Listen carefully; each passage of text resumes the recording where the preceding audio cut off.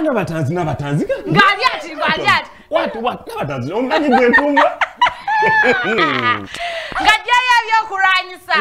Naye ne wemba nga nze Lwasa banna. Ne wemba nga nze mugagga Lwasa. Nga lwaki ate bambi kimutadde mu ssente. 5 years down the road nga kimufujjirira. Mwana yalinga embasera wano kati muzungu omuyitako. Naye gofunye. Ali mawano si mubi. Ani. Nze ndi timu bakazi kwekolera ndeka. Ndi timu bakazi kwekolera. Amata galeso olutalo. Amata.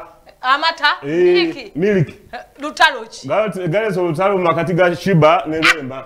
Bannange namwe ate mutulekemu. Etukulu ne Remba. Product yagana najifula ya family. Najifula obwambasada n'ateekako n'amuza n'afuka ambasada. Ne maid n'afuka ambasada. N'amaalo n'afuka ambasada.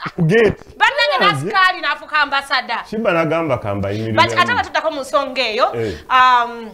Amata fine, but nze Nazalina product yamata. Just because Rema has a family, she has kids, and the milk ebisale bisinga gabana abantu abalina family ebichi Rema was doing better.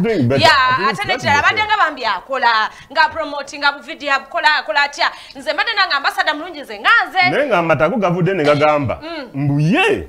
Tebagoba nkolema. Bakola bati. Amazima gali nti bakyakola gane Rema. Naye bagala just overenga ekintu kino bakiyingizamu abantu entertainment industry atenga bamanyikiddwa abalala yes abasobola okusika babateeka mu mata na Rema ina bintu alina n'amazzi nze saagala mata alina n'amazzi ani Rema alina amazzi go temugawuliranga Rema yeah she's the ambassador she's the ambassador Rema ina amazzi she has water she has water nange ndi ambassador wa Mr. Tukuri.